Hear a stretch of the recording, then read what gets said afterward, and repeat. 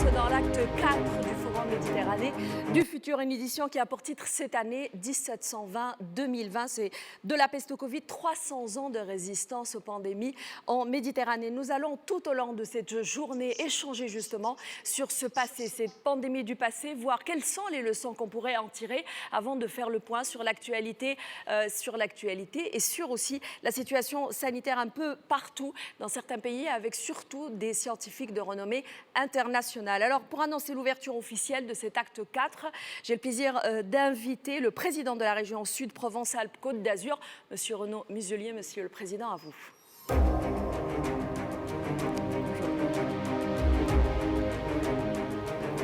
Bonjour.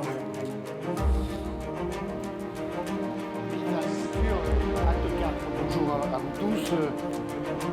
Monseigneur, Son Altesse Sérénissime le Prince de Monaco, Monsieur le ministre, cher Jean-Yves Le Drian, Monsieur le Président du Parlement européen, cher David Sassoli, Madame la Commissaire européenne à la Santé, Madame Stella Kyriakides, Monsieur le Directeur général de l'OMS, cher Tedros, Monsieur le Secrétaire général de l'Union pour la Méditerranée, Nasser Kamel, mon cher Nasser, Monsieur le Directeur de l'IHU Méditerranée Infection, cher professeur Raoult, mesdames et messieurs les professeurs, mesdames et messieurs les ambassadeurs, mesdames et messieurs les parlementaires, les élus, chers collègues représentants des territoires de coopération, mesdames et messieurs les membres du corps consulaire et diplomatique, monsieur le président directeur général du laboratoire Moderna, cher Stéphane Bancel, madame la directrice de la préparation aux maladies émergentes de l'Organisation mondiale de la santé, madame Briand, et madame la directrice de l'hôpital de Bergame, madame Béatrice Stasi. Mesdames et messieurs, bonjour. Nous avons beaucoup de chance d'être ensemble ce matin. Bienvenue à cette 4e édition de Méditerranée du futur. Je dois le reconnaître, j'aurais préféré tous vous accueillir à Marseille. Nous aurions tous préféré nous voir, nous saluer, nous embrasser, échanger de vive voix, comme nous le faisons chaque année. Nous avions prévu ici à Marseille des cadeaux pour nos 42 délégations présentes.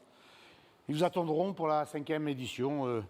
Et pour les 15 000 personnes connectées en direct ce matin, ben écoutez, c'est juste le plaisir de vous dire bonjour et merci pour votre connexion. Je suis obligé d'attendre l'année prochaine pour vous recevoir tous les uns et les autres, comme ça, de façon directe.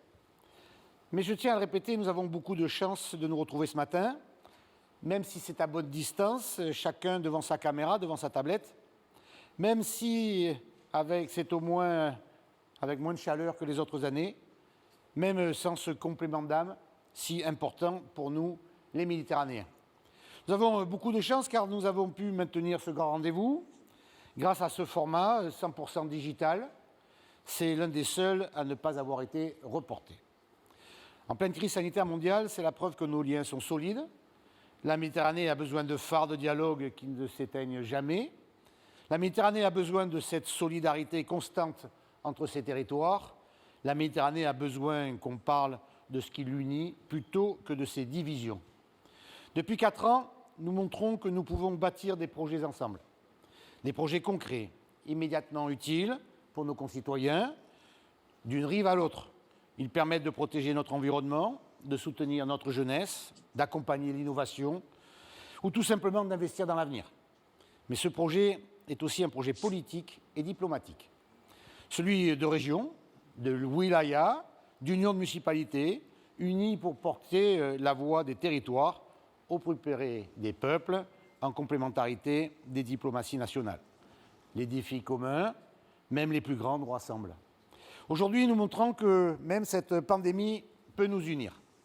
Cette pandémie a changé le visage de la Méditerranée. Partout autour du bassin, sur toutes les rives, la Covid-19 n'a épargné aucun de nos pays, aucun de nos territoires. Cette pandémie a mis à jour des mots totalement inconnus, mais aussi des mots qu'on pensait réservés à des temps révolus ou des situations exceptionnelles. Couvre-feu, confinement, taux d'incidence, taux de positivité, incidence de reproduction, cluster, masques chirurgicaux, FFP2, antigéniques, sérologiques, PCR. Ces mots font aujourd'hui partie de notre quotidien, alors qu'ils en étaient totalement absents il y a seulement 1 an. Ce virus et les mots qui l'accompagnent ont un impact incroyable, ils changent tout. Il bouleverse nos vies, crée des contraintes nouvelles et différentes. Il change notre rapport à l'autre, il crée des réflexes de protection et de repli. Et puisque nous sommes en Méditerranée, ce virus amène son lot de discussions byzantines. Quel est le meilleur moyen de le combattre? Entre les partisans d'une immunité collective si difficile à atteindre, ceux qui pensent qu'il faut toujours confiner, fermer et surtout ne jamais ouvrir ou réouvrir, ceux qui attendent impatiemment le vaccin, ceux qui le produisent et ceux qui le contestent, ceux qui pensent qu'il faut tester tout le monde d'un coup et ceux qui pensent qu'il faut savoir anticiper et cibler. Finalement, tous ceux qui attendent la fin de la crise vide de certitude mais plein d'espérance. Ce panorama de points de vue différents défile tous les jours sur tous nos écrans. Mais on ne crée jamais les conditions d'un dialogue franc, respectueux et honnête. Et aujourd'hui, cet acte 4 de la Méditerranée du futur veut vous le proposer. C'est un événement unique au monde, par ses points de vue et par son originalité. Il faut toujours apaiser, écouter, se comprendre, échanger, se respecter. Et c'est le sens de cet acte 4. Nous sommes très fiers de l'avoir organisé ici en région Sud, à Marseille. Et donc, notre premier motif d'espérance, c'est finalement l'histoire de notre Méditerranée. C'est notre histoire commune, notre héritage collectif. Celui de ces fourmis et grenouilles autour d'un étang que décrivait Platon pour évoquer les peuples de Méditerranée. Cet héritage est façonné par les grandes épidémies.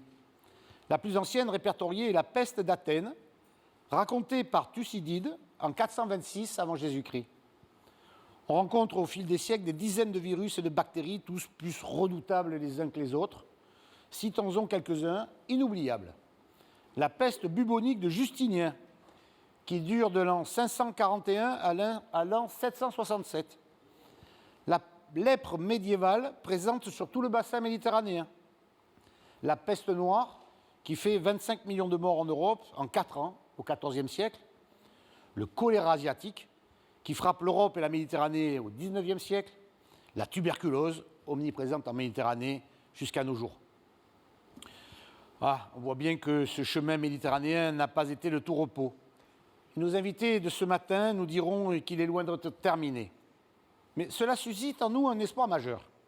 Face à la maladie, la Méditerranée est le théâtre de toutes les résistances.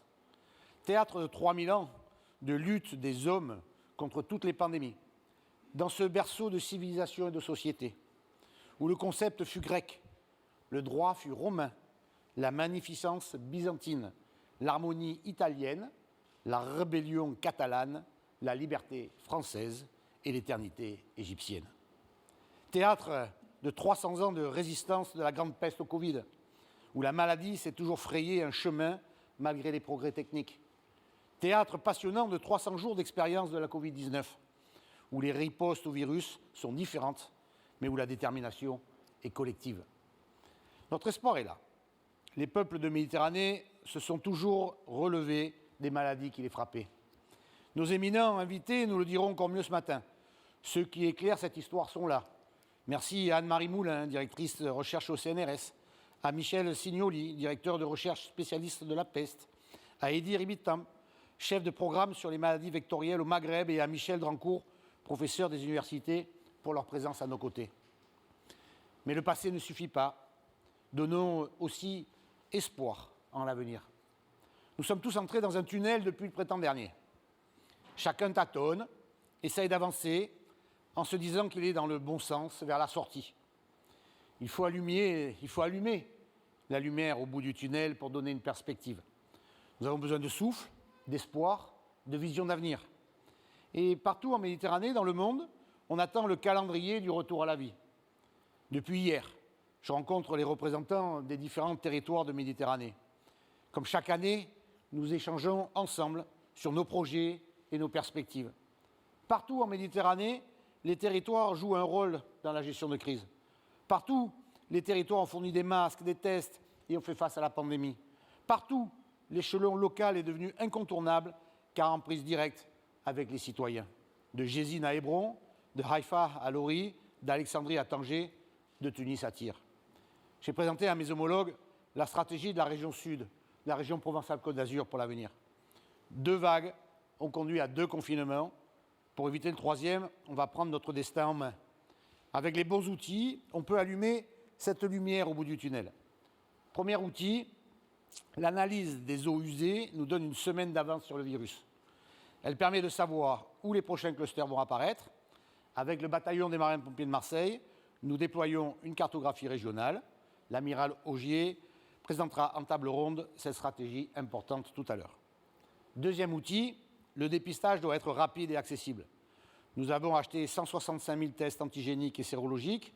Nous avons cofinancé 11 machines de tests rapides PCR achetées pour les hôpitaux de la région. Et une plateforme de mise en relation entre acheteurs et producteurs va être lancée. Troisième outil, nous devons nous procurer des tests autosalivaires, des autotests salivaires. Ils permettront de rendre la vie sociale possible en attendant le vaccin, résultat en 12-20 minutes. Le président de la République les veut, mais cette certification tarde et il est impossible de les acheter aujourd'hui. Quatrième et dernier outil, nous voulons être le QG opérationnel de la vaccination. L'Allemagne a 3 semaines d'avance sur sa stratégie et associe les territoires. Les territoires unis, c'est-à-dire les départements, les villes et les régions de France, proposent leur aide et demandent à être associés à cette stratégie. Stéphane Bancel, président de Moderna, nous expliquera tout à l'heure pourquoi nous n'avons pas le droit à l'erreur, lui qui a annoncé hier l'efficacité à 100% du vaccin sur les formes graves. Alors, cette 4e édition de Méditerranée du futur est donc dédiée à l'espoir. Tout au long de la matinée se succéderont des invités que je n'ai pas cités. Madame Briand, directrice de la préparation aux maladies émergentes à l'OMS. Monsieur Ippolito, professeur à l'Institut national italien pour les maladies infectieuses. Madame Stasi, directrice générale de l'hôpital de Bergame, qui a vécu de plein fouet la première vague au printemps dernier. Monsieur Angelaskis, membre du conseil scientifique grec. Lies Rahal, directeur général des services de santé en Algérie. Monsieur Sassoli, président du Parlement européen. Madame la commissaire européenne de la santé, Madame Kyriakides. Et le docteur Tedros Adhanom Ghebreyesus, directeur général de l'OMS. Alors j'ai l'honneur d'ouvrir cette édition avec le professeur Didier Raoult. Depuis le début de cette crise, c'est une personnalité déterminée à donner de l'espoir et à soigner.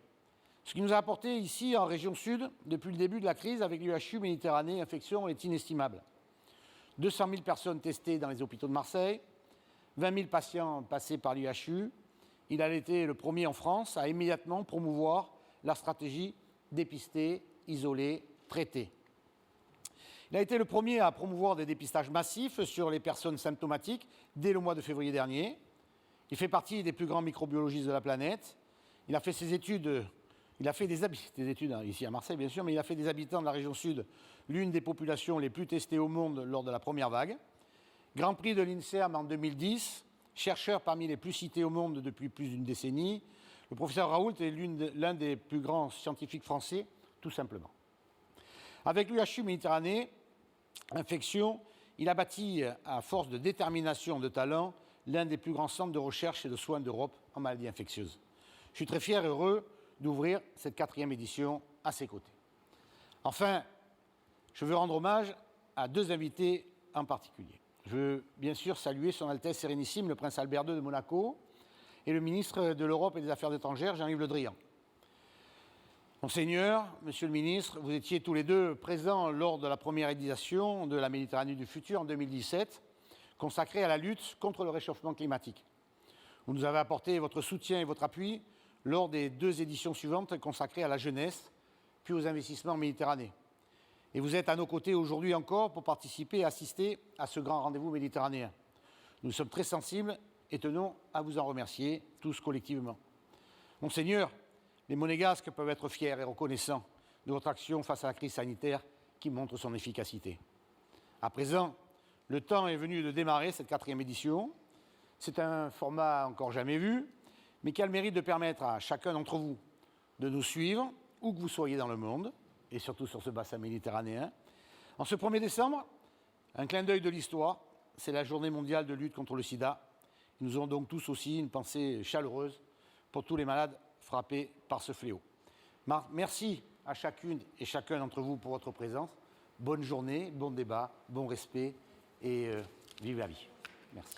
Merci beaucoup, merci Monsieur le Président. J'invite donc tout de suite le professeur Didier Raoult, directeur de l'Institut hospitalo-universitaire Méditerranée Infection, spécialiste des maladies infectieuses et professeur de microbiologie.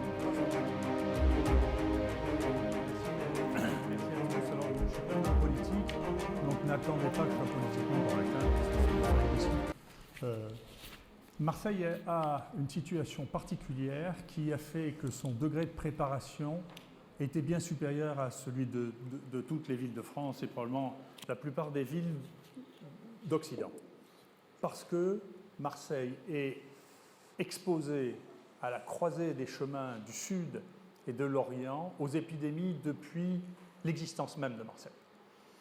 Donc ce n'est pas une épidémie que nous avons vécue. La plupart des épidémies qui sont rentrées dans le nord de l'Europe sont passées par Marseille et par Gênes.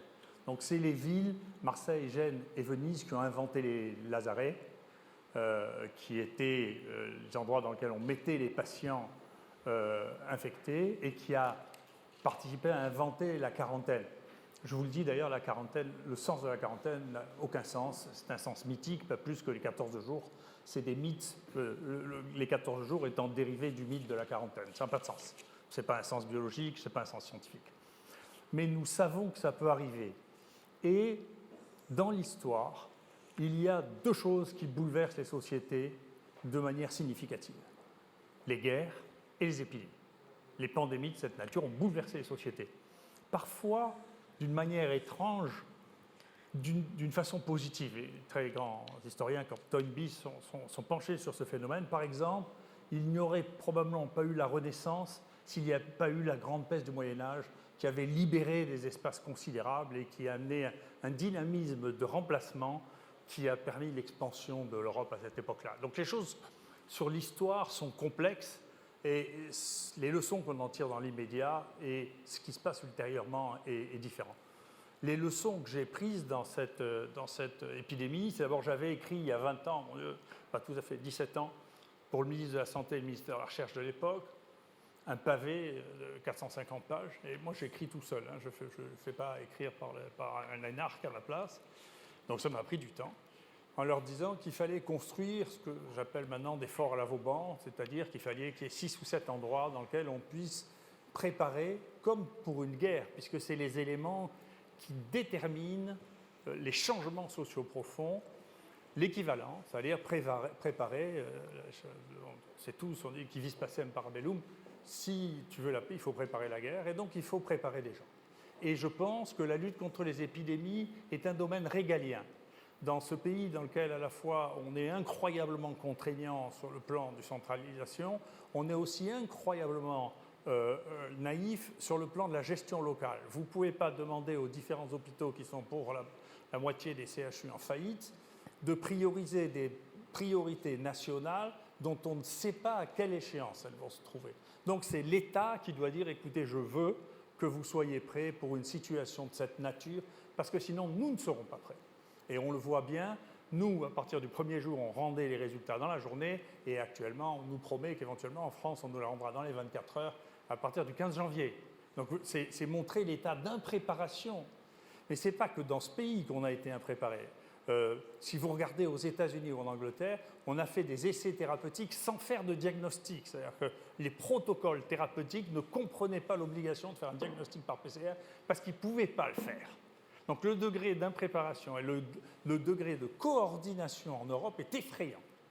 Moi, mes amis africains ne pouvaient pas penser inclure un patient dans une étude sans faire une PCR parce qu'ils ont appris la médecine. Vous voyez, donc on voit bien la première chose, plus personne ne sait ce que c'est qu'une épidémie.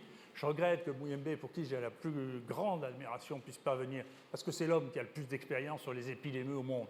Il a lutté contre 4 épidémies d'Ebola, il a fini par arrêter son premier travail, c'est d'arrêter l'épidémie de variole au Congo. Il a lutté contre 3 épidémies de choléra, c'est le co-découvreur de la maladie d'Ebola, qu'il a découvert dans des conditions tout à fait extravagantes. Il sait ce que c'est qu'une épidémie.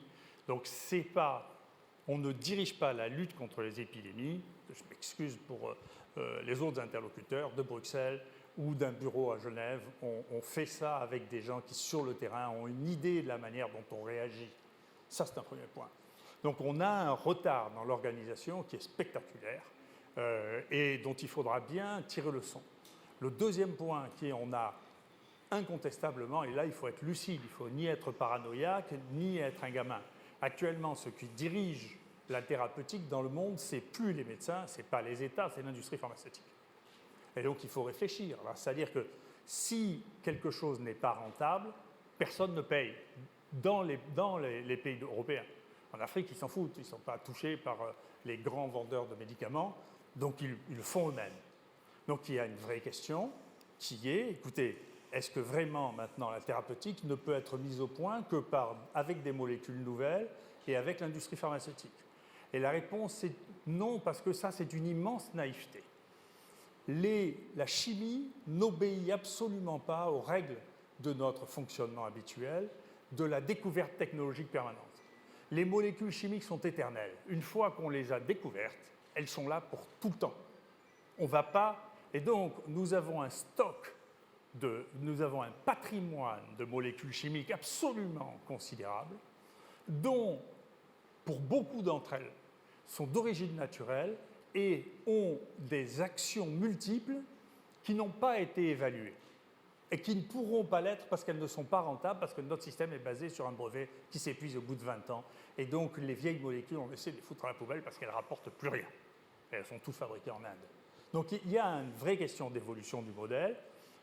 Les antibiotiques n'ont pas été inventés par les hommes pour lutter contre les infections. C'est un truc qui a 3 milliards d'années, des microbes qui se battent entre eux. Ça ne sert pas qu'à une chose. Ça sert à plusieurs choses. On les découvre tous les jours, mais qui va tester ça si nous avons délégué toute l'évaluation thérapeutique à des gens qui développent de nouvelles molécules? Vous devez vous poser cette question, c'est une vraie question. C'est une question de fond. Comment utilise-t-on, et là émerge toute une quantité de molécules qui ont une activité sur le virus au laboratoire, qui devraient pouvoir être testées, mais personne ne va payer ça. Et ensuite, nous rentrons dans le fait que, puisque les essais thérapeutiques sont financés et drivés et écrits, et les papiers qui en ressortent sont écrits aussi par l'industrie pharmaceutique, et là en l'occurrence c'était une quasiment exclusivement, eh bien vous ne pouvez quand même pas vous attendre à ce que vous ayez une lucidité totale sur le domaine. Ou bien alors, moi, encore une fois, je ne suis pas ni complotiste ni paranoïaque, mais je ne suis pas idiot non plus.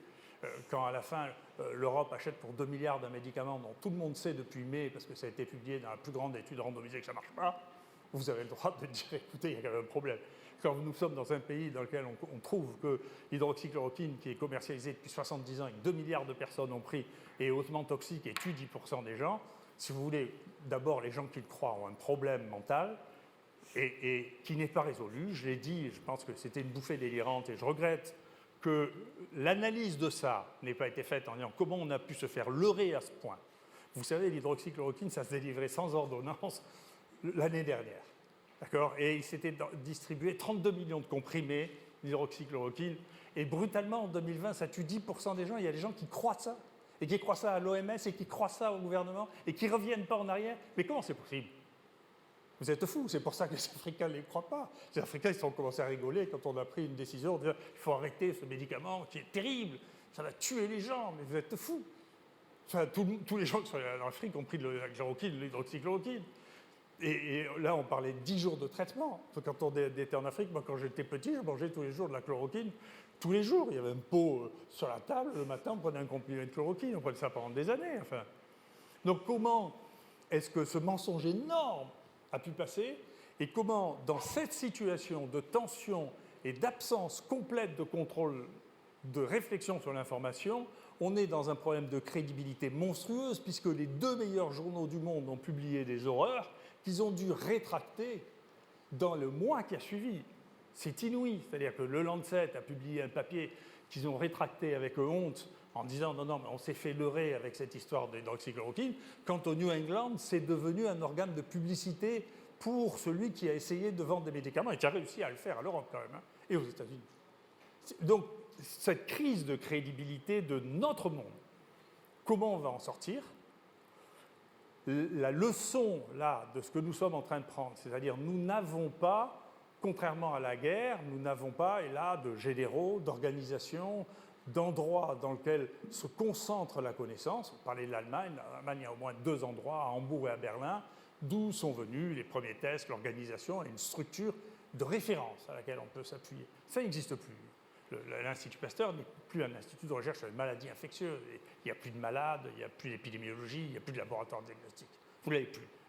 C'est une des raisons pour lesquelles moi j'ai voulu à toute force en construire un, pour qu'au moins en France, il y ait une référence, mais comme cette référence n'est pas exactement à côté des centres de décision, ça pose des problèmes. Mais pour savoir si c'est une référence, vous n'avez qu'à regarder sur Internet, tout le monde peut regarder qui fait quoi et qui est qui. Enfin, c'est simple comme chose. Donc, nous avons plusieurs problèmes qui se révèlent. Un, les épidémies existeront toujours, elles sont consubstantielles aux êtres vivants qui se disputent les uns les autres, qui se multiplient comme ils peuvent, et donc il y en aura d'autres. On était sorti des deux plus grandes épidémies du XXe siècle, c'est-à-dire le sida et l'hépatite C, qui ont été des épidémies épouvantables, des épidémies nouvelles, je ne parle pas de celles qui continuent à tuer, comme le paludisme et la tuberculose. Bien, nous en aurons d'autres au XXIe siècle, et on voit bien qu'une partie de ce que je crois être une surréactivité par rapport à ce phénomène montre qu'en réalité, la leçon qui sera prise avec un peu de lucidité, au moins j'espère que cette lucidité arrivera, sera que nous ne sommes pas préparés, ni intellectuellement, ni techniquement, et il faudra bien réfléchir et se préparer. Je vous donne un autre exemple politique. C'est bien, chacun fait ses choses, et moi je ne reproche pas aux politiques de leurs décisions, je ne serais pas capable de les faire, mais l'histoire et la connaissance devraient aider à prendre des décisions. Je vous en donne un exemple. Quand nous étions en pleine épidémie, en mars-avril, nous fermons nos frontières. Personnellement, je ne vois pas à quoi ça servait de fermer nos frontières au moment où on était au pic de l'épidémie, parce qu'ils n'allaient pas nous en donner en plus, on en avait assez. Éventuellement, c'était plutôt ceux qui n'en avaient pas qui auraient dû dire, écoutez, ne nous envoyez pas les gens chez nous. C'est ce qui n'a pas été fait. Et donc, par exemple, nos malades à nous sont allés en Afrique emmener le virus. C'est nous qui avons envoyé le virus, pour un pays que je connais bien, avec qui je travaille beaucoup, au Sénégal. C'est les Français. C'est marqué, et donc Souleymane Mboup, qui teste tous les gens qui arrivent à l'aéroport, ben voilà, les Français emmènent le virus au Sénégal. Et puis nous n'avons plus de cas. On arrive là en mai, il n'y en a plus. Et donc, qu'est-ce qu'on fait? Ce qui est logique, on ouvre nos frontières vers les pays qui sont en pleine épidémie. Comme ça, on a une deuxième épidémie. D'accord? Vous regardez ce qui s'est passé en Chine, à Taïwan, il n'y a pas le rebond, l'histoire du rebond, je ne sais pas ce que c'est, mais c'est une deuxième épidémie, ce truc. On ouvre les frontières, au moment où on n'a plus d'épidémie, qu'est-ce qui se passe? Vous avez une deuxième épidémie, et qui revient parce que c'est Marseille, par bateau, comme d'habitude, et donc c'est les bateaux qui ramènent une épidémie qui commence fin juin, en juillet, et on voit que c'est une nouvelle épidémie, parce que quand on l'analyse, même si les gens ont besoin d'un peu de temps pour réaliser, parce qu'ils n'ont pas les données, et donc quand vous n'avez pas les données, c'est facile de dire que ceux qui les ont se trompent, mais ce sont des nouveaux génotypes, et de nouveaux génotypes qui viennent d'Afrique au départ. Donc en pratique, c'est un modèle qu'on connaissait à Marseille quand on a inventé la quarantaine avec le Frioul. C'est que les pays qui viennent avec un bateau de zone épidémique, on fait attention, on ne les fait pas rentrer dans une zone où il n'y a pas d'épidémie. Une fois que l'épidémie est là, un peu plus, un peu moins, on ne verra pas la différence. Vous voyez, tout ça, ça veut dire que la leçon de l'histoire, en particulier la différence entre la quarantaine et le lazaret. Le lazaret, on y met les gens dont on a fait le diagnostic. La quarantaine, c'est les gens dont on suspecte qui pourraient être malades, mais dont on n'a pas la certitude qu'ils sont malades ou porteurs. Bien, ces données-là, qui ont été en partie inventées à Marseille, bien entendu, ont laissé une trace que nous avons encore. Donc, je pense qu'il y a plusieurs leçons. Arrêter les molécules qui ont été identifiées, pas découvertes, identifiées par l'homme. La plupart, que ce soit la quinine, l'hydroxychloroquine, c'est jamais des modifications, qu'un extrait de plante du quinquina, ceux qui soignent tous les paludismes du monde, c'est un extrait de plante trouvé par les Chinois sous Mao Tse-tung. Tout ça n'est pas... Ne croyez pas que tout ce que nous utilisons pour soigner les gens est sorti de la high-tech, c'est pas vrai. Donc il faut utiliser notre patrimoine chimique accumulé depuis 1 siècle et demi, de ces molécules, il faut l'utiliser entièrement. Il faut que l'État se substitue ou trouve un modèle économique compatible avec nos règles économiques, en donnant de l'argent aux gens qui seront capables de le développer et de gagner de l'argent avec, ou bien alors c'est l'État qui devra investir d'une manière systématique sur les produits qui ne coûtent rien, que personne d'autre ne peut développer que l'État. Donc je pense que ceci est plein de leçons. N'oubliez pas le terrain. C'est la description pratique par les gens qui observent les gens, qui changent la nature des choses. Si on les garde à la maison, comme on a fait un temps à Marseille, en France, pas à Marseille, hein, on ne peut pas observer les gens, et y compris on ne peut pas réaliser ce que nous appelons les soins courants, c'est-à-dire donner de l'oxygène aux gens, regarder s'ils ne sont pas en train d'avoir une hypercoagulation avec un risque d'embolie pulmonaire.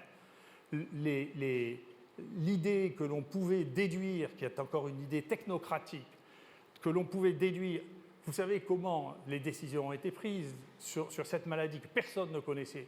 N'importe quel médecin de bon sens dit « Attendez, je vais en observer une cinquantaine et puis je saurai ce qui se passe ». Là, non, on a pris le plan 2017 de l'épidémie de grippe et on l'a transposé. Simplement, ce n'est pas la grippe.